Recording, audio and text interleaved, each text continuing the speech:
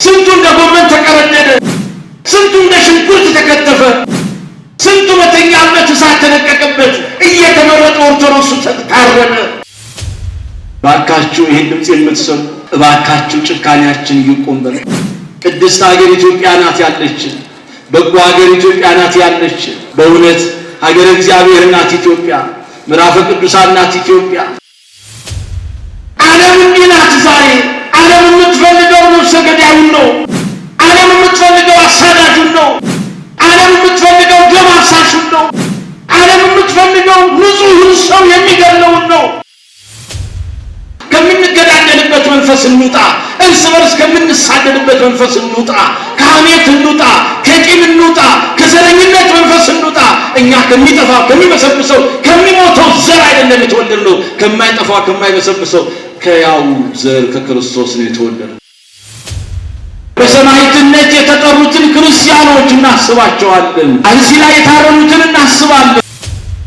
ስንቶቻችን ለይቅርታ ተዘጋጅተናል?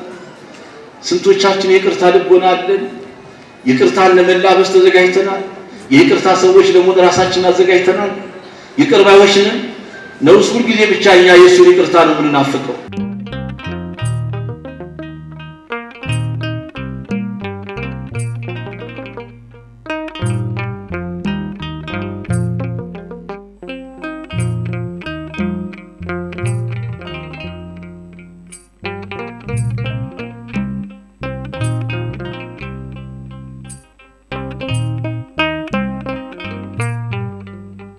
በስመ አብ ወወልድ ወመንፈስ ቅዱስ አሐዱ አምላክ አሜን። ትልቁን መልእክት ነው የምንነጋገረው። እግዚአብሔር መንፈስ ቅዱስ የራቀውን ሚስጥር አቅርቦ የረቀቀውን ሚስጥር አጉልቶ የተሰወረውን ሚስጥር ገልጦ እንዲያስተምረን ቅዱስ ፈቃዱ ይሁን። የሚፈታተነን ጥንተ ጠላት ዲያብሎስን ከነሰራዊቱ ከእግራችን ስር ይጣልልን።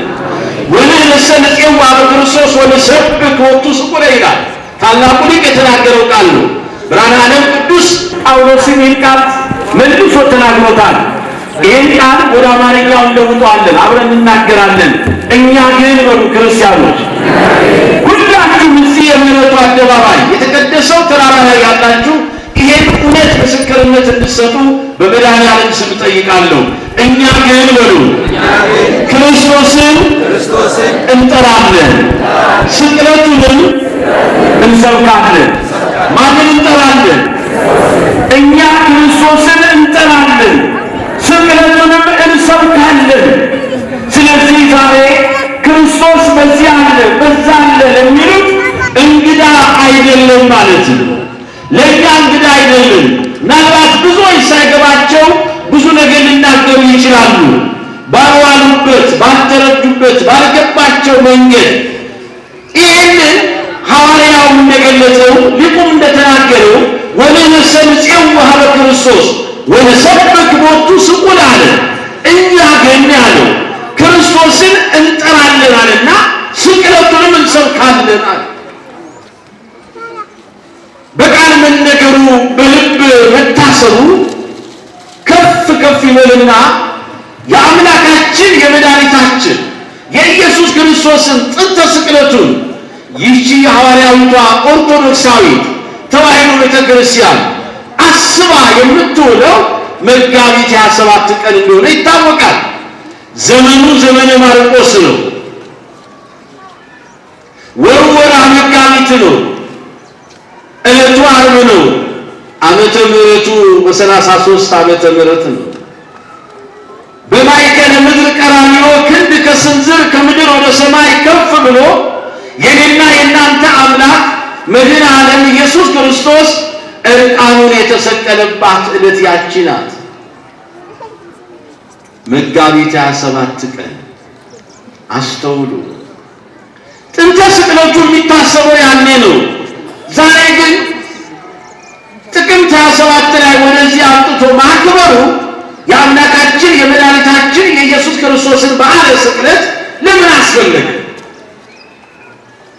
ሊቃውንተ ቤተ ክርስቲያን የታላቁን የባሕር ሐሳብ ሊቅ የቅዱስ ዴሜጥሮስን መሰረታዊ ሐሳብ ይዘው አጽዋማትን በጠበቀ መልኩ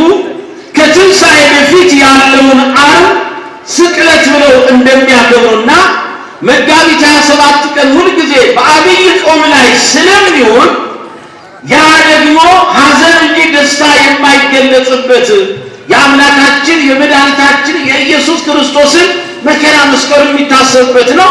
በዓል ደግሞ በዚህ መንገድ በእልልታ በሆታ በእንዲህ አይነት ከበሮ እየተመታ ስቡ ተብሎ ማህሌቱ ተቆሞ በዚህ አይነት መንገድ ማክበር በዚያ በአብይ ጾም ላይ ስለማይቻል ሊቃውንተ ቤተ ክርስቲያን ይሄንን አስበው ጥንተ ስቅለቱን የመጋቢት 27ን ወደዚህ ወደ ጥቅምት 27 አምጥተው እንዲከበር አድርገዋል። ይሄ ነው ሌላ ነገር አይደለም።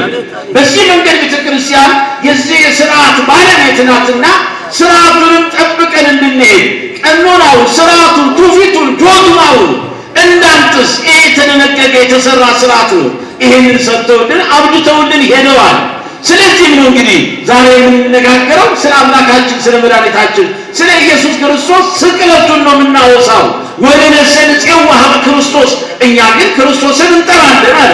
ወንሰብክ ወቱ ስቁለ ደግሞ ስቅለቱን እንሰብካለን። ስቅለቱን እንሰብካለን። ወገኖቼ እንግዲህ ዛሬ አምላካችን መድኃኒታችን ኢየሱስ ክርስቶስ በበለንተ መስቀል ላይ ተሰቅሎ ስለፈጸመልን የማዳን ሥራ የምናይበት ዕለት ዛሬ ነው ማለት ነው። በመስቀል ላይ ተሰቅሎ ስለኔና ስለናንተ የከፈለውን የማዳን ሥራ የገለጸውን ፍቅር የምናይበት ዕለት ዛሬ ነው። የእግዚአብሔር ልጆች ለዚህ ነው ሊቁ ምን አለ? በመስቀሉ ወበቃሉ አለና አእበወሙ ለአበዊነ አለ። አስተውሉ። በመስቀሉና በቃሉ አባቶቻችንን አለ ከፍ ከፍ አደረጋቸው። በመስቀሉና በቃሉ ዛሬ በመስቀሉና በቃሉ ከፍ ካሉ አባቶች መካከል አንደኛው ጻድቁ አባታችን አባ መባጽዮን ናቸው። በረከታቸው ይደርብን። እግዚአብሔር ከሁላችን ጋር ይሁንና መሰግናለሁ። በመስቀሉ በቃሉ አእበወሙ ለአበዊነ በመስቀሉና በቃሉ አባቶቻችንን ከፍ ከፍ አደረጋቸው። ለምን? እስመ ውእቱ ክብሮሙ ለቅዱሳን መድኃኒቶሙ ለጻድቃን ይላል ሲያመጣው። ወሩ ወርኃ ጽጌ ነው። ይሄም ይታሰባል። ይሄም አብሮ ተጠቃሎ ምስጋናው በሊቃውንቱ ሲገለጽ ያደረ ነው። እስመ ውእቱ ክብሮሙ ለቅዱሳን መድኃኒቶሙ ለጻድቃን ከጻድቃን ወገን የሚመደቡት አንዱ አባ መባጽዮን ስለሆኑ ምን አለ?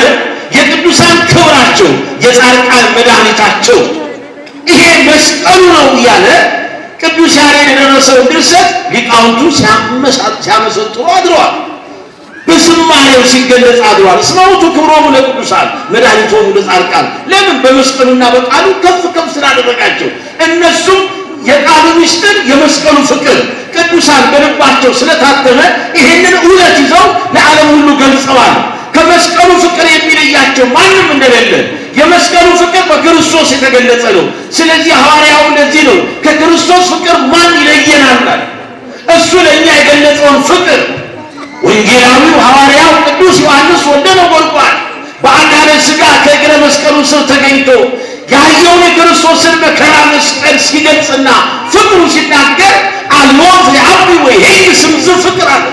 ከዚህ የሚበልጥ ፍቅር ራሱን ስለ ወዳጆቹ አሳልፎ ከመስጠት የበለጠ ፍቅር ለማንምና ለማን የለውም ያለው የእግዚአብሔር ልጆች መድኃኒዓለም ስለኔና ስለናንተ በመስቀሉ ላይ ያደረገውን የማዳን ሥራ አስቀድሞ አምላካችን መድኃኒታችን ኢየሱስ ክርስቶስ ከሦስቱ አካል አንዱ አካላዊ ቃል እግዚአብሔር ወልድ ሥጋ ማርያም ከመልበሱ በፊት በዚህ መስቀል ላይ መከራ መስቀሉ እንደሚቀበል ነቢያት በተሰጣቸው ሀብተ ትንቢት ተናግረውታል።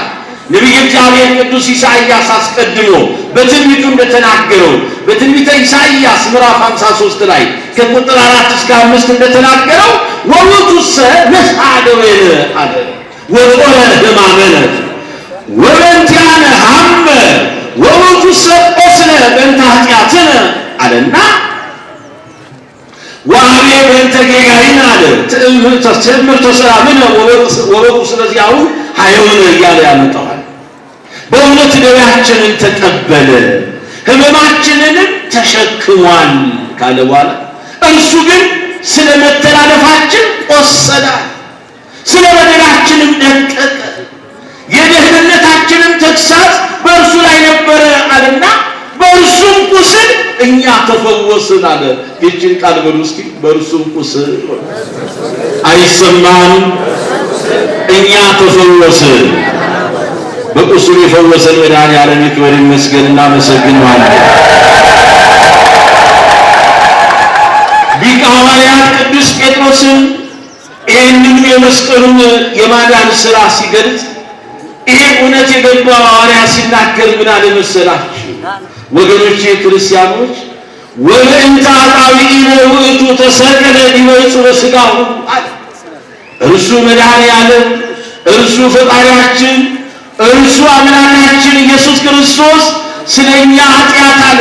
ስለኛ ምን አይሰማም?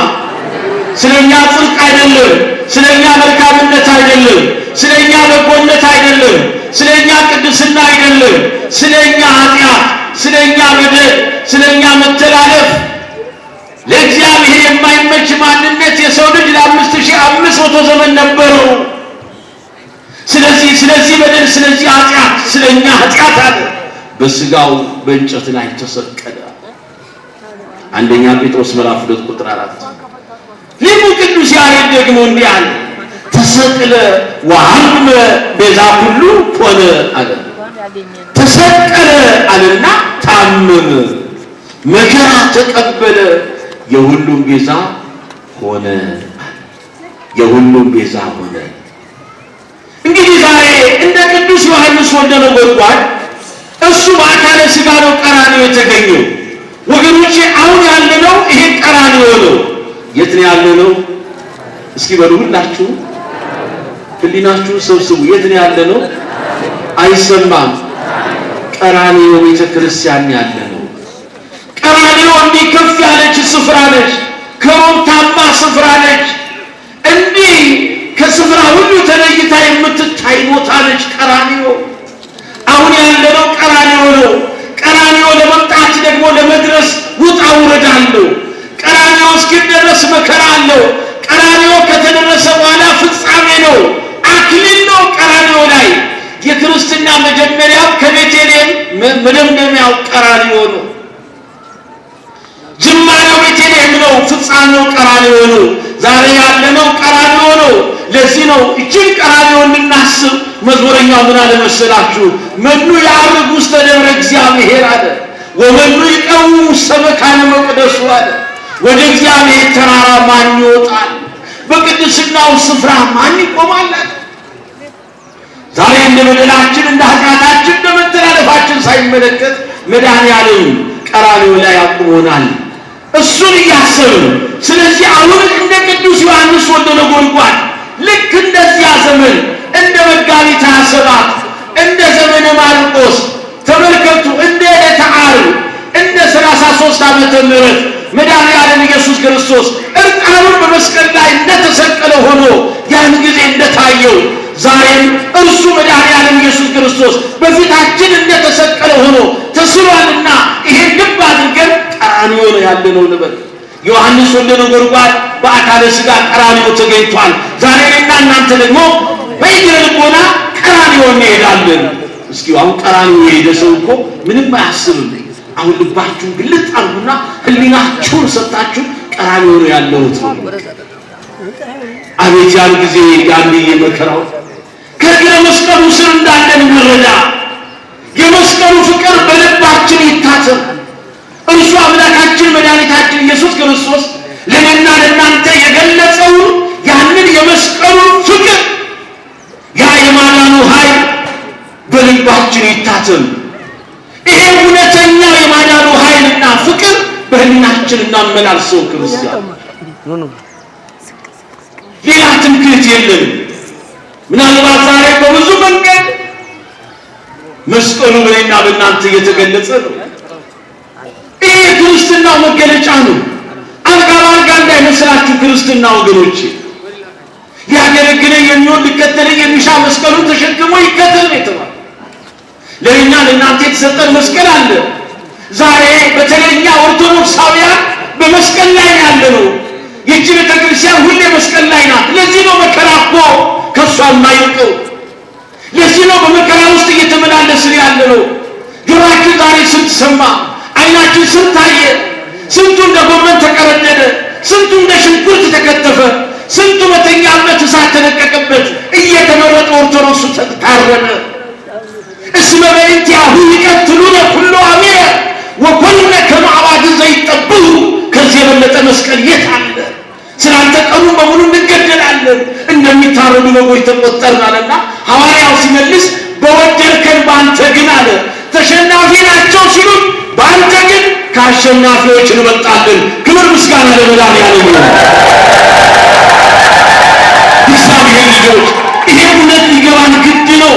ዛሬ ትምክህታችን እኛ የምንይዘው ዓለማውያን የሚይዙትን መሳሪያ አይደለም። እኛ የታጠቅነው የሰለጠነው ዓለም የታጠቀውን ሰው ሰራሽ መሳሪያ አይደለም። እኛ የታጠቅነው ጾም ጸሎት ነው። እኛ የታጠቅነው መስቀል ነው። እኛ የያዝነው ይሄ ኃይል ነው። ኃይልን በሚሰጠን በክርስቶስ ደግሞ ሁሉን ችለን እናልፋለን። ደስ ይበላችሁ ክርስቲያኖች፣ የጽናት ነው።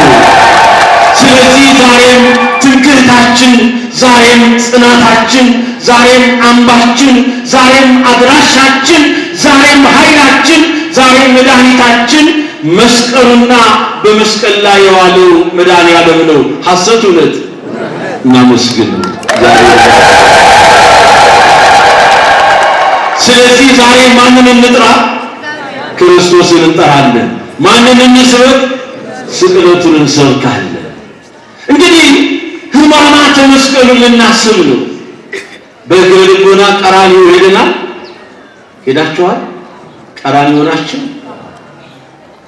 እግዚአብሔር መንፈስ ቅዱስ ልባችንን ቀራንዮ ላይ ይትከልልን። አሜን። ሕማማተ መስቀሉን ነው የምንሰብከው። ግን እኮ ነገረ መስቀሉን መስበክ አይቻልም። እንኳን ሰብከነው አይደለም አስበነው ወደ ራሳችን ማንነት መመለስ አንችልም። ይከብዳል። ከባድ ነው ወገኖቼ። ወደ ራሳችን ማንነት መመለስ አንችልም። አሁን ፍኖተ መስቀሉን እናያለን። የመስቀሉን ጎዳና እንመለከታለን። ስለኔና ስለናንተ አምላካችን መድኃኒታችን ኢየሱስ ክርስቶስ ከሊቶስጥራ እስከ ቀራንዮ አደባባይ ድረስ የተቀበለውን መከራ ነው የምናስበው። እንግዲህ መጀመሪያ አምላካችን መድኃኒታችን ኢየሱስ ክርስቶስ ቀን ቀን እያስተማረ ሌሊት እየጸለየ የሚያድርባት ልዩ ስሟ ጌቴሴማኒ ተብላ የምትጠራ የጸሎት መካን ነበረችው ስፍራ። እዚያ በጌቴሴማኒ ያለ አይሁድ መጥተው እኩለ ሌሊት አምላካችን መድኃኒታችን ኢየሱስ ክርስቶስን ይዘውታል። ከያዙትስ በኋላ በገዛ ፈቃድ ነው የተያዘላቸው።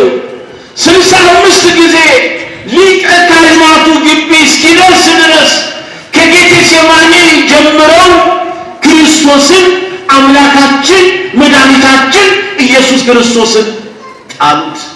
ስንት ጊዜ? እስኪ አሁን ሳሉት። ቀራንዮ ነው ያላችሁት። ያን ጊዜ ይህን ሁሉ መከራ የደረሰበትን የሚያዩ ከመስቀሉ ኋላ ዋይ ዋይ እያሉ ሙሾ እየደረደሩ እንባቸውን እያፈሰሱ ደረታቸውን እየደቁ የሚከተሉ የኢየሩሳሌም ቆነጃጅት አንድም የእጁን ተአምራት ፈውስ በሥጋ ደዌያቸው ላይ ያገኙ፣ የነፍሳቸውን ደዌ ፈውስ በቃሉ ያገኙ፣ የመከራቸውን ቀንበር የተሰበረላቸው፣ የበደል እስራታቸው የተበጣጠሰላቸው፣ ታሪክ የተቀየረላቸው፣ እንባ የታበሰላቸው፣ ደዌያቸው የተወገደላቸው፣ ከሰው ተርታ አይደለም ከሰው በላይ አድርጎ ክርስቶስ የሰራቸው ውለታውን ያሰቡ እነሱ ይከተሉት ነበር። አይሁድ እንደያዙት ከዚያች ከጌቴሴማኒ አንስተው መድኃኒዓለም ኢየሱስ ክርስቶስን ሊቀ ካህናቱ ግቢ እስኪደርስ ድረስ 65 ጊዜ ጥለውታል። ይሄ አንዱ ነው በምድር ላይ። ሲወርቅ ደግሞ ዝም አላሉትም። ተነሳሉና 25 ጊዜ የራሱን ጸጉር እየሳቡ፣ የጸጉሩ ውበት እጅግ ይደንቃል የወረደ ነበርና የራሱን ጸጉር ይዘው ናዝራዊውን ኢየሱስ ክርስቶስን አምላካችን መድኃኒታችን ኢየሱስ ክርስቶስን 25 ጊዜ ጸጉሩን እየሳቡ ከምድር ወደ ሰማይ ያንጠለጥሉት ነበር። እግዚአብሔር ልጆች ከባድ ነው። ይህም አልበቃቸው፣ የጀንፎ ብረት አዘጋጅተዋል። የተለያየ የመቅጫ መሳሪያ ይዘው ነበርና በያዙት በጀንፎ በትር እንደገና 62 ጊዜ ሲወርቅ ደረቱን ይደቁት ነበር። ብረቱ ዘንጉ ብረት ነው፣ ራሱ ጀንፎ ብረት ነው። በዚያ ደረቱን 62 ጊዜ ይደቁት ነበር። ለይተው በልቡ አካባቢ ብቻ ልቡን 62 ጊዜ ገርፈውታል። ራሱን በዘንግ 62 ጊዜ መተውታል። ቀራንዮ እስኪደርስ ድረስ ነው። አስተውሉ። 40 ጊዜ በብረት ጓንት አፍና አፍንጫውን መተው ደም እስኪሰርገው ድረስ አድርገውታል። የሁሉ እንግዲህ መድኃኔዓለም ነው። ምን በበደለ ነው? ምን ባጠፋ ነው የኛ ጌታ ሁሉ መከራ የተቀበለው ብለን ነው ማሰብ ያለብን። ሌላ አይደለም። እውርን ያበራው፣ ለምጻሙን ያነጻው፣ ጎባጣውን ያቀናው፣ ድውዩን የፈወሰው፣ ሙቱን ያስነሳው፣ በጎ ነገር ነው የተናገረው፣ መልካም ነገር ነው የሰራው። በአንደበቱ ስህተት በስራ ሁሉ ግድፈት አልተገኘበትም። ግን እንደ በደለኛና እንደ አመፀኛ ቆጠሩት። ዓለም እንዲህ ናት ዛሬ። ዓለም የምትፈልገው ነፍሰ ገዳዩን ነው። ዓለም የምትፈልገው በርባሪውን ነው። ዓለም የምትፈልገው አሳዳጁን ነው። ዓለም የምትፈልገው ደም አፍሳሹን ነው። ዓለም የምትፈልገው ንጹሕን ሰው የሚገድለውን ነው።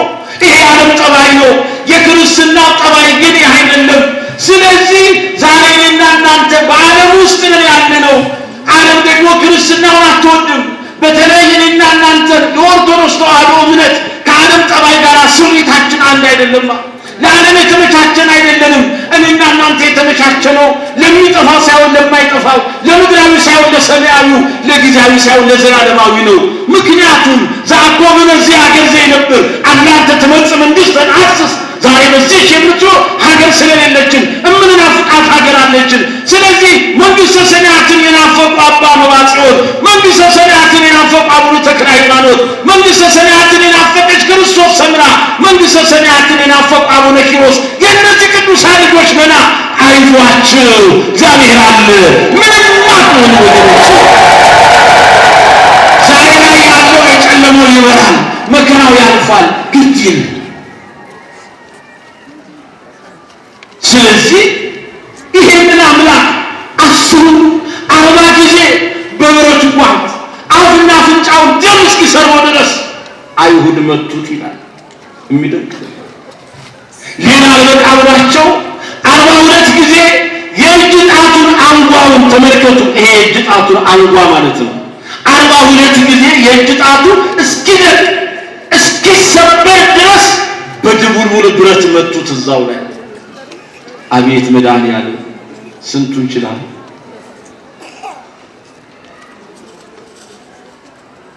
በመጨረሻ እንደገና አሁንም 7 ሰው ከፊት 7 ሰው ከኋላ ሆነው 2 የእንጨት አምድ ምሰሶ አቆሙና አስረው በገመድ ከሁለቱ ምሰሶዎች ጋር አጣብቀው ከፊት ያለው ወደፊት ሲስበው ከዚያ ይላተማል፣ ከኋላ ያለው ወደ ኋላ ሲስበው ከዚህ ይላተማል። 7 ሰው ከፊት 7 ሰው ከኋላ ሆነው 2 ከቆሙ አምድ እንጨቶች ጋር ከግንድ ጋር አጣብቀው ትከሻውን የፊጥኝ ወደ ኋላ አስረው እጆቹን እየሳቡ ከግንድ ጋር ያጣብቁት ነበር። ያም ከግንድ ጋር አስረው እየጎተቱ 62 ጊዜ አጋጩት ይላል ነገረ መስቀሉ። እንኳን ሰብከነው አስበነው ወደ ራሳችን ህሊና መመለስ አልችልም። 120 ጊዜ ትንሽ ትልቁ እየመጣ በጥፊ መታው። 25 ጊዜ ፀጉሩን ነጭተውታል።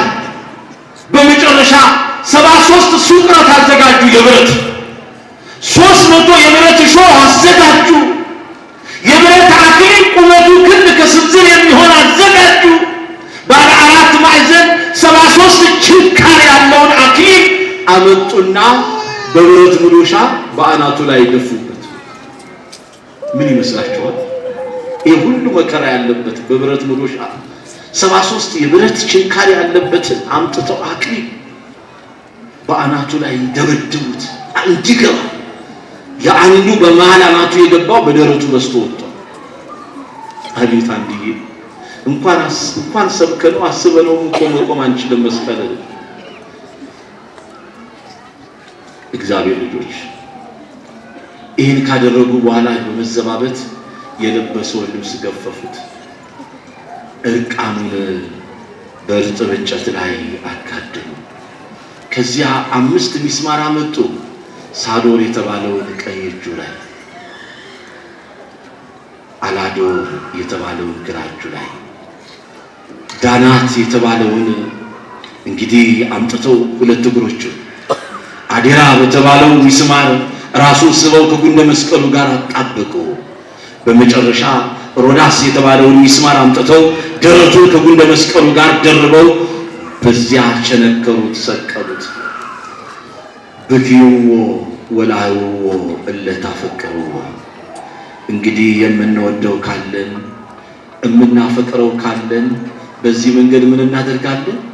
እናለቅሳለን። የምትወዱት የምታፈቅሩት አርክሱለታለን።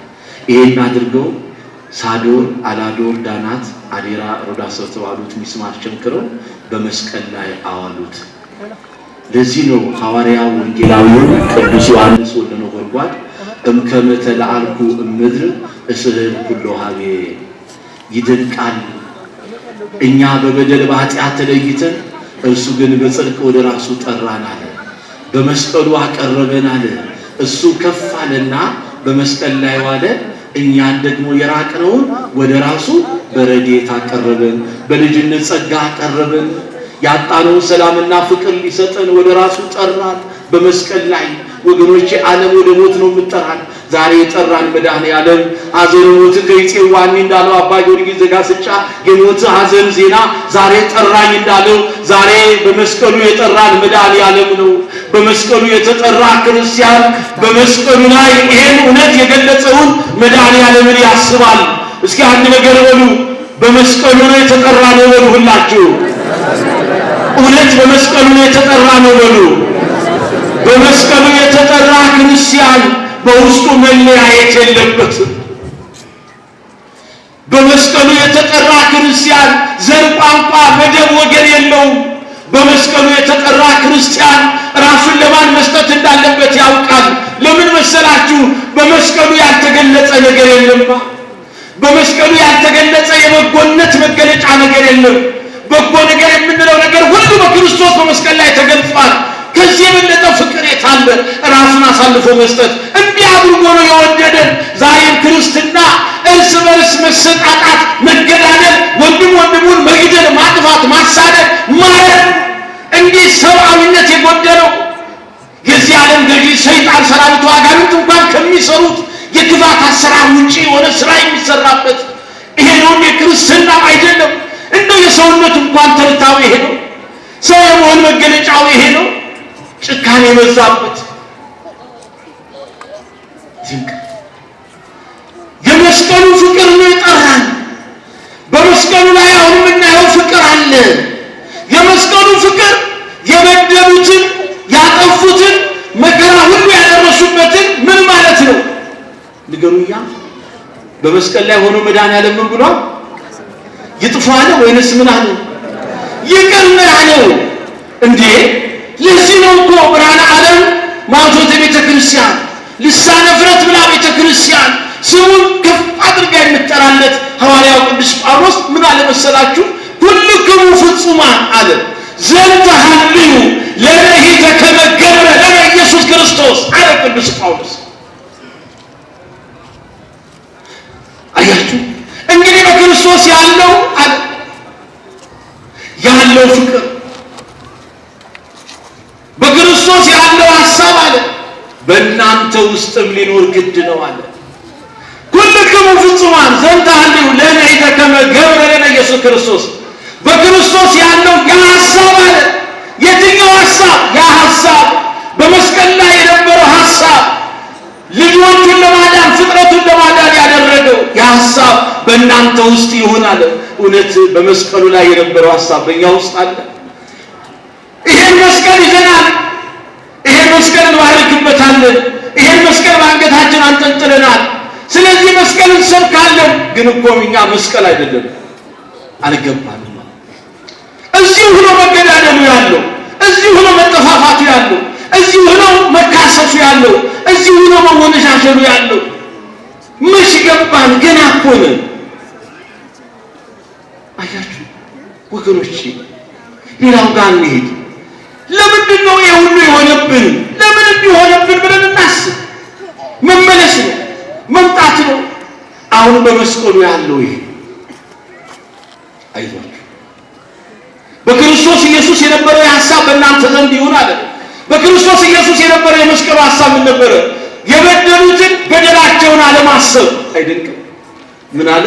አባ አባ ስረይሎም እስመ በዘያምሩ ይገብሩ አላለ? አባት ሆይ የሚሰሩትን አያውቁምና ይቅር በላቸው። የሚሰሩትን አያውቁም። ያን ሁሉ ግፍ መከራ ያደረሱበትን አይሁድ፣ እርቃኑን የሰቀሉትን አይሁድ፣ ተጠማሁ እንኳን ሲል ሐሞትና ከርቤ ቀላቅለው የሰጡትን አይሁድ፣ በእንዲህ አይነት የግፍ ጭካኔ የገደሉትን አይሁድ የሚሰሩትን አያውቁምና አባቱ ይቅር በላቸዋል። ስንቶቻችን ለይቅርታ ተዘጋጅተናል? ስንቶቻችን የይቅርታ ልቦና አለን? ይቅርታን ለመላበስ ተዘጋጅተናል? የይቅርታ ሰዎች ደግሞ ራሳችንን አዘጋጅተናል? ይቅር ባዮች ነን ነውስ? ሁልጊዜ ብቻ እኛ የእሱን ይቅርታ ነው የምንናፍቀው? መጀመሪያ እዚህ የበደሉንን እኮ አይደለም የበደሉንን። አያችሁ፣ እነሱ እኛ በድለናቸው አይደለም የበደሉንን ነው ይቅርታ መጠየቅ። የበደሉንን ይሄ የመስቀል ፍቅር ነው። በመስቀል ላይ የተገለጸው እሱ አምላካችን መድኃኒታችን ኢየሱስ ክርስቶስ በማንም ሰው ላይ አልፈረደም። ይድንቃል። እንግዲህ ከእሱ ጋር የተሰቀሉ ወንበዴዎች ነበሩ። ትዝ ይበላችሁ። አንደኛው በቀኝ የተሰቀለ ወንበዴ ነው፣ ሁለተኛው በግራ የተሰቀለ ወንበዴ ነው። ታዲያ በመስቀል ላይ ግን ያ በክርስቶስ የሆነውን ተአምራት እያየ በፈጣሪ ያላመነው በግራ የተሰቀለ ወንበዴ ዳክሮስ፣ እሱ ግን በዚህ በመዘባበት ሲሄድ በቀኝ የተሰቀለ ወንበዴ ያ ጥጦስ ፈያታዊ ዜማን፣ አንተ ሰው ስለምን በዚህ መንገድ ትዘባበታለህ? እኔና አንተ በበደላችን ነው የመስቀል የተገባል። ነገር ግን ይሄ እኮ የእግዚአብሔር ልጅ ነው አለ። እውነተኛ ነው፣ ስለምን እንዲህ ትናገራለህ ካለ በኋላ ዞር ብሎ ምን አለው? አቤቱ ጌታ ሆይ በመንግስት መጣ ጊዜ ምን አድርገኝ? አቤት እንዲህ ልንል ይገባልና። አሁን የሚያስፈልገው ከኛ ይሄ ነው፣ ሌላ አይደለም። በመስቀል ላይ የማንንም አያችሁ በደል አላሰበም፣ በማንም ላይ አልፈረደም። ይሄ ነው እኮ በማንም ላይ አይፈርድም። አሁን ክርስቶስ እንዳይፈርድብን መጀመሪያ እኛ በራሳችን ፈርደን በፊቱ እንቁም። ምን ብለን እንፍረድ? በደለኛ ነኝ። መስቀሉ የሚያስተምረን ይሄ ነው። ኃጢአተኛ ነኝ። ልክ ያ በቀኝ የተሰቀለ ወንበዴ ጌታ ሆይ አለ፣ ስለ በደሌ፣ ስለ ኃጢአቴ፣ ስለ መተላለፌ ይሄ መስቀል ይገባኛል። ግን ተዘከረኝ ይዞ ወስደ መንግሥትከ፣ አቤቱ በመንግሥትህ በመጣ ጊዜ እኔን አስበኛል። ያን ጊዜ መድኃኒዓለም ምን አለ መሰላችሁ? እውነት እልሃለሁ ዛሬ አንተ አዳም ሲሻት የነበራትን ገነት አዳም ሳይገባ ሌሎቹም ነቢያት፣ አበይት ነቢያት፣ ደቂቅ ነቢያት ሳይገቡ ቀድመህ እኔ በምሰጥህ ደመ ማኅተም ገነት ትገባለህ አለው። ደመ ማኅተሙን ይዞ ገነት ሰተት ብሎ ገባ። አቤት መድኃኒዓለም አንተ እንግዲህ እግዚአብሔር መድኃኒዓለም ክርስቶስ የኔና የእናንተን በደል እንዳያስብ ምን እናድርግ ስንል መጀመሪያ እኛ በደላችንን አስበን እንግለጽ። በደለኛ ነኝ ጌታ ሆይ ተላላፊ ነኝ። ለዚህ እኮ ነው መተላለፋችሁን ስለ እኔ ስለሚደመስስ እኔ ነኝ። ኃጢአታችሁን ኑና አሳስቡኝ አለ። በደላችሁን አሳስቡኝ እኔ ደግሞ አላስብባችሁም ይላል። አላስብባችሁም። ስለዚህ እግዚአብሔር ልጆች በዚህ መንገድ መድኃኒዓለም ኢየሱስ ክርስቶስ ዛሬ በመስቀል ላይ የተገለጸው ፍቅር ይሄ ነው። የሁሉንም በደል አላሰበም። የበደሉትን እነዚያም በይቅርታ መንፈስ ጎበኛቸው። ይቅር በላቸው አባቱ ያለ እንደገና ያንን ፍርድ የሚጠብቀውና የተበረደበት ወንጀለኛ እንኳን ጌታ ሆይ በመንግስት አስበኝ ሲለው እውነት እልሃለሁ ዛሬ ከኔ ጋር በገነት ነህ። ከአዳም ቀድመህ ገነት ትገባለህ። ደመ ማኅተሙን ሰጥቶ ገነት እንዲገባ አደረገው። በመስቀል ላይ ተገለጸው ይሄ ነው። ዛሬ ፈራጆች ነን። ዛሬ ሌላውን ወንጀለኛ ምን ወንጀልን ወገኖቼ አይደለም ክርስትናው። ስለዚህ የመስቀሉ ፍቅር ነው የገባን ካልን በመስቀሉ ፍቅር ካለን ከምንለያይበት መንፈስ እንውጣ፣ ከምንገዳደልበት መንፈስ እንውጣ፣ እርስ በርስ ከምንሳደድበት መንፈስ እንውጣ፣ ከሐሜት እንውጣ፣ ከቂም እንውጣ፣ ከዘረኝነት መንፈስ እንውጣ። እኛ ከሚጠፋው ከሚበሰብሰው ከሚሞተው ዘር አይደለም የተወለድነው፣ ከማይጠፋው ከማይበሰብሰው ከያው ዘር ከክርስቶስ ነው የተወለድነው። በደሙ ነው ያነጻን የቀደሰን። ይሄ የመስቀል ፍቅር ነው ወገኖቼ፣ ሌላ አይደለም። የመስቀሉ ፍቅር ሁሉን ማፍቀር ነው እንጂ ሁሉን መጥራት አይደለም። ለይቶ መውደድ ለይቶ መጥራት በመስቀል ላይ አልታየም። ይሄ መስቀል ለሁሉ የተገለጸ ነው። ሰላም ነው፣ ፍቅር ነው በመስቀል ላይ የታወጀው። ገብረ ሰላም በደም መስቀሉ፣ በመስቀሉ ደም ምን አደረገ? ሰላምን አደረገ። ሰላምን አደረገ የተባለው ያጣነው ሰላም ያገኘነው በመስቀል ላይ ነው። ዛሬ ሰላም አጥተን የለም። ዛሬ ፍርሃት ነግሶብን የለም። ከውስጥ ፍርሃት ከውጭ ፍርሃት እየሰማችሁ አይደለም የሚባለው አሁን በጊዜው ጊዜ አሁን በዚህ በትንሿ ጊዜ ውስጥ ሰሞኑን ያለቁትን ወገኖቻችንን ስናስብ ከምን ይመስላችኋል? ቀን ቀን በፍርሃት ጫካ እንደው ቀን ቀን ከሰው ጋር ሌሊት ሌሊት ጫካ ያድራሉ ክርስቲያኑ ኦርቶዶክሳውያኑ። ትናንት ባለሲ ምድር ላይ ያለቁት ነው ማለት ያኮ መስቀል ነው። ለእነርሱ ሰማዕትነት ነው። የእግዚአብሔር ልጆች የመስቀሉ ፍቅር ከገባን እንዲህ ነው በቃ እስከ መጨረሻ ወጉን ማህይም እስከ ለሞት እስከ ሞት ድረስ መታመን ይገባል። ለዚህም ነው ክርስቶስን እንጠራለን፣ ስቅለቱን እንሰብካለን። የምንሰብከው ደግሞ ስቅለት እኔና እናንተ በመከራው በሕማሙ በሞቱ ክርስቶስን መስለነው ነው። አልጋ ባልጋ የሆነ ክርስትና የለም። ይሄ የሚመጣው ሊመጣ ያለው ግድ ነው። በዚህ ሁሉ መንገድ እናልፋለን። ከዚህ በኋላ ግን አክሊል አለ። ከመከራ በኋላ ደስታ አለ። ከሐዘን በኋላ ደስታ አለ። አይዟችሁ ይሄ ጊዜያዊ ነው።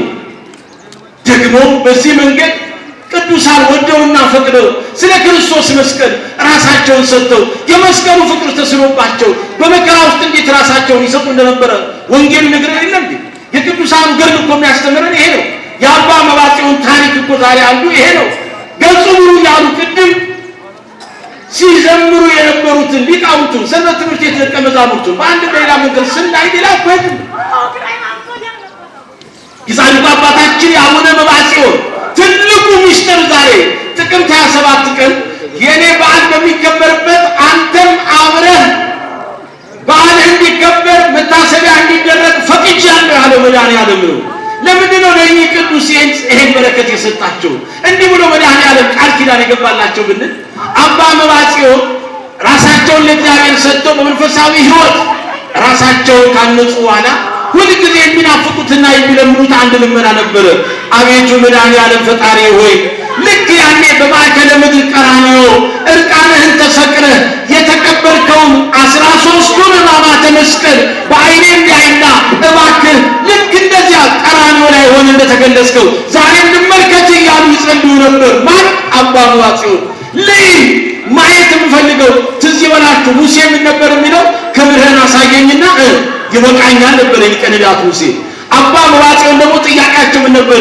እባክህ ቀራንዮ ላይ ሆነ ለኔና በእውነት ለሰው ልጆች ሁሉ የተቀበልከው እንደኔና እንደኔ ለሆኑት ለሰው ልጆች አንተ የተቀበልከው መከራ መስቀል ግለጽልኝ። ቀራንዮ ላይ እንዴት እንደነበረ ልክ ሐዋርያው ቅዱስ ዮሐንስ ወልደ ነጎድጓድ እናትህ ድንግል ማርያም እንዳየች እኔም ልይ አሉ። ያን ጊዜ የወዳጆቹ ልመናቸው የማይል እግዚአብሔር ዘወትር ናፍቆታቸው ይሄ ስለነበረ ወገኖቼ እኛ የትኛው ነው ናፍቆታችን? እንደ ሁሌ በልባችን የሚታተመው ሁሌ የምንሻው ልመና የት ይሆን? ያወነ መባጽዮን ልክበር አይደለም፣ ከሰው አልቀኝ አይደለም፣ ቀራንዮ ላይ የከፈልከውን መስዋዕትነት ልመልከተው። እንዴት ሆነ ይሆን አንተ የዓለሙ በግ፣ አንተ የእግዚአብሔር በግ፣ አንተ ኢየሱስ ክርስቶስ ነው አበጉ ለእግዚአብሔር የተባረከው የእግዚአብሔር በግ የዓለሙን ሁሉ ኃጢአት የምታስተስረው መድኃኔዓለም ሆይ በዚያ በቆረስከው ሥጋ ባፈሰስከው ደም ነፃነት የታውጆልኛል። በእውነት ያ መከራ መስቀል ዛሬ በዓይኔ እንድመለከተው ልምናለሁ። ልክ እንደዚያ ሰው በተዘከርክው ለእግዚአብሔር ወተፈሳኩ እግዚአብሔርን ባሰቡት ጊዜ ደስ አለኝ እንደሚለው መባጽዮን ልመናቸው የነበረው ሁሌ ያስባሉ። ያን ጊዜ አምላካችን መድኃኒታችን ኢየሱስ ክርስቶስ ከሊቶስጥራ እስከ ቀራንዮ አደባባይ ልክ እንዴት አይሁድ እንዳንገላቱት እንዴት እንዳሰቃዩት በስጋያን ሁሉ መከራ እንዴት እንደተቀበለ እንደዚያ ሆኖ ያ የሰው ልጆችን ባረጃጀበት እኔና እናንተን በሰራበት ልጆቹ በዚያ የምሕረት ልጆቹ ቀራንዮ ላይ እንዴት እንደተወጠሩ እንዴት እንደ ፍየል ብራና ሌጦ ተወጥሮ መልኩ ደምግባቱ ከሰው ልጆች የሚልቀው ጌታ መልኩና ደምግባቱ በደሙ ይይሎ ስጋ ሁሉ አልቆ አጥንቱ ብቻ ቀርቶ ያን ሁሉ መከራ ተቀብሎ በመስቀል ላይ የከፈለው ውለታ ቀራንዮ ላይ ልክ ደሙ እንደተጀረገገ አዩት ይላል። አልቻሉምና አባ መባጽዮን ሲገለጽላቸው ወደቁ ይላል። ዛሬ የምናስባቸው ጻድቅ ወደቁ። ከዚህ በኋላ ምን አሉ? አምላኬ ሆይ መድኃኒቴ ሆይ ኢየሱስ ክርስቶስ ሆይ አንተ ለኔ ለደካማው በዚህ መንገድ ፍቅርህን ገልጸሃልና እለት እለት መከራ መስቀልን እያሰቡ በእውነት ዕለተ ዓርብን በጽኑ ራሴን ሰውነቴን እቀጣታለሁ እያሉ ሰውነታቸውን በጅራፍ ይገርፉ ነበር። 13 ጦር ተክለው ዕለት ዕለት ይሰግዱ ነበር። መከራ መስቀልን እያሰቡ አይናቸው በእንባ ይሞላ ነበር። ሁልጊዜ ያለቅሳሉ፣ ደረታቸውን ይደቃሉ። ከለቅሶ ብዛት አይናቸው ታወረ። ያን ጊዜ ወላዲተ አምላክ ድንግል ማርያም በብርሃን ጽዋ አምጥታ አይናቸው ቀባቻቸው፣ አይናቸው በራላቸው ይላል። አይናቸው ያን ጊዜ መባጽዮን የሚባለው ስማቸው በትረ ማርያም ተብሎ ተቀየረ። መስቀሉን ያለ ድንግል ማርያም ማሰብ አይገባም። መስቀሉ ላይ መብርሃን ያለችው ዝቅ ስንል ከገረ መስቀሉ በመስቀሉ ስር የተሰጠችን እናት አለችን። የዮሐንስ ወንጌል ምዕራፍ 19 ቁጥር 27 ዛሬ እናትና ልጁን አስበን እመቤታችን በሐዘን በእናትነቷ ልጇ በመስቀል ላይ በድህነት ስራው እናየዋለን። ሐዋርያው ዮሐንስ ወልደ ነጎድጓድ ስለ ክርስቶስ ፍቅር ራሱን የገለጸበትን ሐዘን እናያለን። 70 ዘመን ፊቱ ከሰል እስኪመስል ጠቁሮ ውጥረገጹ ፊቱ በሐዘን ጠቁሮ የጌታውን የመድኃኔዓለም የኢየሱስ ክርስቶስን መከራ እያሰበ ስንቶቻችን መስቀሉን አስበናል? መስቀሉን ያሰበ ብያቸዋለሁ ከመለያየት ከመገዳደል ከመጠፋፋት ይወጣል። ዛሬም የመስቀሉ ፍቅር በልባችን ጽላት ይታተምልን። አባ መባጽዮን ይሄን መስቀል እያሰቡ ይሄን ነገር አደረጉ። በመጨረሻ መድኃኔዓለም እንዲህ ብሎ ቃል ኪዳን ገባላቸው። ልጄ መባጽዮን በትረ ማርያም አንተ የኔን መከራ መስቀል አስበህ ራስህን ለመከራ ሰጥተህ በዚህ መንገድ አሳልፈሃል። ሁልጊዜ ወር በገባ በ27 የመድኃኔዓለም ዝክር ይዘክሩ ነበር ይላል። ወር በገባ በ27 ዝክሩን እያሰቡ በቃ ለኔ ስትል መድኃኔዓለም የተቀበልከው መከራ እያሉ ያሰቡ በዚህ ዝክር ብዙዎቹ ይፈወሱበት ነበር። ታዲያ መድኃኔዓለምን አብልጠው ስለወደዱ እሱ በቃል ኪዳኑ ጎበኛቸው። ኪዳነ ተካይርኩም ስለውያኔ ከመረጡት ጋር ቃል ኪዳኔን አደረግኩ እንዳለ። ስለዚህ ዛሬ የጻድቁ አባታችን የአባ መባጽዮን መታሰቢያ በዚህ መንገድ የተደረገው ለዚህ ነው። ቃል ኪዳን ሲገባ እግዚአብሔር እንዲህ ነው ለወዳጆቹ። አያችሁ እጅግ እኮ በቃ የኔ መታሰቢያ በሚታሰብበት ሰዓት አንተም በኔ ዕለት ስምህ ይቀደስ ስምህ ይከበር አላቸው። ስምህ ከፍ ከፍ ይበል። በመስቀሉና በቃሉ ማንን አባ መባጽዮን ምን አደረጋቸው? ከፍ ከፍ አደረጋቸው። መቼ?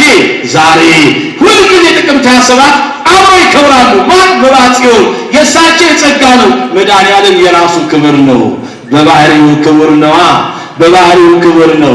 መባጽዮን ግን በጸጋ ይከብራሉ በተሰጣቸው የጻድቁ አባታችን የአባ መባጽዮን ቃል ኪዳን በረከት የመድኃኔዓለም ቸርነት የድንግል ማርያም የእናቷ አማላጅነት የቅዱስ ዮሐንስ ወልደ ነጎድጓድ በእግረ መስቀሉ ስር ያየናቸው ሁሉ በረከት በእኔም በእናንተም ላይ ለዘላለሙ ጸንቶ ይኖር። ሀገራችን ኢትዮጵያን ጽኑ ሰላም ያደርግልን። በሰማዕትነት የተጠሩትን ክርስቲያኖች እናስባቸዋለን። እዚህ ላይ የታረሙትን እናስባለን፣ የሞቱትን እናስባለን። ዛሬ እነዚህ ወገኖቻችን ነፍሳቸውን በገነት ኋላ በክብር መንግሥተ ሰማያት ያሳርፍልን። የሁላችንም መጨረሻ ያሳምርልን። ከመለያየት መንፈስ ነፃ ያውጣን። እንደ አንድ ልብ መካሪ እንደ አንድ ቃል ተናጋሪ እንድንሆን እግዚአብሔር ይርዳን። የመስቀሉ ፍቅር አይለየን። የመስቀሉ ፍቅር የገባው አንድ ይሆናል፣ ሰላም ይሆናል፣ ይገባባል፣ ይቻቻላል። ወገኖቼ ግድ የላችሁ እባካችሁ ይሄን ድምጽ የምትሰሙ እባካችሁ ጭካኔያችን ይቆም። በቃ ቅድስት ሀገር ኢትዮጵያ ናት ያለችን፣ በጎ ሀገር ኢትዮጵያ ናት ያለችን። በእውነት ሀገር እግዚአብሔር ናት ኢትዮጵያ፣ ምዕራፈ ቅዱሳን ናት ኢትዮጵያ። በእውነት እነዚያ መከራው ሲጸናባቸው ከክርስትና ላይ የሚደርስባቸውን ስቃይ ሲያበረቱባቸው ተሰደው መጥተው ቅዱሳን ያረፉባት ናት ኢትዮጵያ። የቅዱሳን በዓት ናት ኢትዮጵያ። እንኳን ለራሳችን ለሌላውም እንተርፍነን። ዛሬ ከክፋት አስተሳሰብ እንውጣ፣ ከበደል አስተሳሰብ እንውጣ። ግዴላችሁ የጭካኔውን መንፈስ እናስወግድ። እግዚአብሔር አይወድም። ይሄን ስራ የምንሰራ ሰዎች እናቆም። ከእግዚአብሔር ጋር እንጣላ። ከእግዚአብሔር ጋር የሚጣሉ ይደርቃሉ። ስለዚህ ክርስቶስን እንጠራለን ሁል ጊዜ። ጌታ ሆይ ድረስልን፣ ጌታ ሆይ ራራልን፣ ጌታ ሆይ ዘንልን። በእውነት የቀደመውን በደላችን አታስብብን፣ ምሕረትህ ቸርነትህ ፈጥና ታገኘን እያልን እንጩህ። ኢትስክርብን አበሳነ ዘትካት ፍጡነ ይርከበነ ሳልከ እግዚኦ። የቀደመውን በደላችን ያስብብን፣ ምሕረቱ ቸርነቱ ፈጥና እንድታገኘን ፈቃዱ ይሁን። በጊዜው ጊዜ የረዳን ያስተማረን የአባቶቻችን የቅዱሳን አምላክ ለወደ እግዚአብሔር ስሙ ይክበር ይመስገን። ቀራንዮ ላይ ሥጋውን የቆረሰ ደሙን ያፈሰሰ መድኃኒዓለም ዛሬም ሥጋውን በልተን ደሙን ጠጥተን የዘላለም ሕይወት እንድናገኝ እሱ ይርዳን። የእግዚአብሔር ቸርነት፣ የድንግል ማርያም አማላጅነት፣ የጻድቁ አባታችን የአባ አምባጽዮን ረድኤት በረከት ከእኔም ከእናንተም ጋር ለዘላለም ጸንቶ ይኑር። ንቁ ኦርቶዶክስ ተዋሕዶ የጸሎትና የንስሐ መርከብ ማህበር በእግዚአብሔር ፈቃድ በወንድማችን የኔነ ተስፋዬ አስተባባሪነት ከተመሰረተ ጊዜ ጀምሮ ከሚሰጣቸው ዘርፈ ብዙ መንፈሳዊ አገልግሎቶች መካከል የሐዋርያዊ አገልግሎትና ያሬዳዊ ዝማሬዎች አንዱ ነው። በዚህ ክፍል የኦርቶዶክሳዊ ተዋሕዶ ቤተክርስቲያንን ዶግማና ቀኖና የጠበቁ ኦርቶዶክሳዊ ለዛ ያላቸው ለነፍስ እረፍትን የሚሰጡ ወቅታዊና ዘመኑን የዋጁ ስብከቶችና ያሬዳዊ ዝማሬዎችን በመላው ዓለም ለሚገኙ ተመልካቾቹ በንቁ ሚዲያና በኢትዮ ማህበር የዩቲዩብ ቻናል እያቀረበ ይገኛል። አገልግሎቱ በመላው ዓለም ለሚገኙ አማኞች ተደራሽ እንዲሆን በየዕለቱ የሚለቀቁ ስብከቶችንና መዝሙሮችን ላይክና ሼር ያድርጉ።